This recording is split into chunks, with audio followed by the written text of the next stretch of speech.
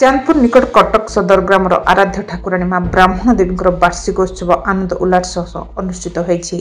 यह अवसर में माँ ब्राह्मण देवी पीठ में 3 दिन व्यापी विश्व शांति महायज्ञ अनुष्ठित होती। 3 दिन व्यापी अनुष्ठित होता विश्व शांति महायज्ञर गतकाली पूर्णाहुति दिवस। एथिपाई कटक सहर ग्राम पाल्टी उत्सवमुखर। ग्रामर प्रत्येक बासिंदा शुद्ध शाकाहारी भोजन ग्रहण कर माँ का आशीर्वाद लाभ करते। ग्रामवासी को निमंत्रण क्रूपे कटक सहर ग्राम में आसी पहुंचते ओडिशा विधानसभा बाचस्पति सुरमा पाढ़ी।